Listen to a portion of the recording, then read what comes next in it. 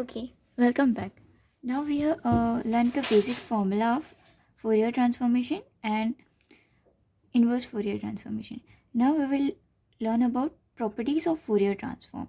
Okay, so first property is linearity property. It is similar to that of the Laplace transform. So if we need to find a Fourier transform of two functions that are in addition, then we can just separately find the Fourier transform of individual function. Okay. The other property is of change of scale property. Like instead of x, it is if it is a of x, then just the Fourier transform would be 1 upon mod a f of s by a. Okay. Taking note that a should not be equals to 0. Okay. In rest of the case, this property will work fine. Shifting property. Shifting property means if instead of x, our term is x minus a. Instead of x, our term is x minus a. Then the Fourier transform would be e raised to power iota as into Fourier transform of this. When it was, okay, we note this as f of s. Okay.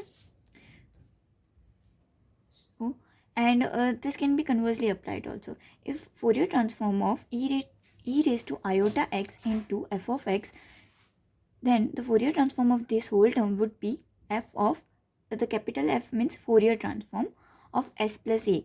Like for example, if the function is this, then e raised to power iota s into f of x, the Fourier transform of whole this would be equal to f of s plus a. So instead of s, you just need to replace it with s plus a. Okay. Then modulation property is one of the most important property. Okay. If there is a multiplication of a function cos ax and a function is multiplied, then the Fourier transform of the whole function is equals to 1 by 2 f of s plus a plus f of s minus a. Okay. And this is x raised to n into f of x.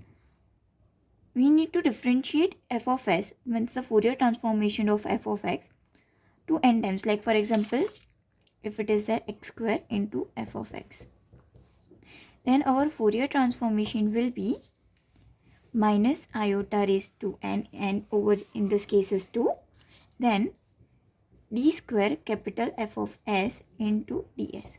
Okay. Okay. So you need to remember this for this 5 properties of Fourier transform.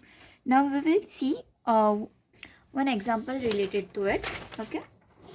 So that it will be more clearer to you. Okay. It is given that Fourier transform of a function f of x is equal to under root 2 pi sine as.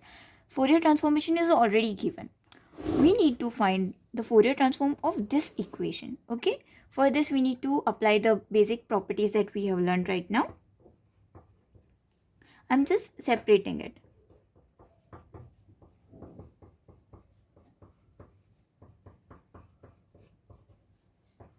Okay. After separation, now I'm applying the first linearity property. Okay. So I'm just writing it separately.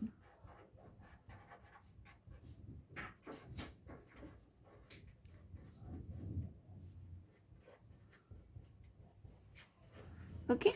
So this is directly given as under root 2 by pi sine as upon s. Okay. Now in this we need to apply the modulation property that we have learned. 1 minute. See the modulation property. Okay. So how we are going to apply it? Just see. 1 by 2 f of s. Okay. What is a over here? In this case, it's pi by a.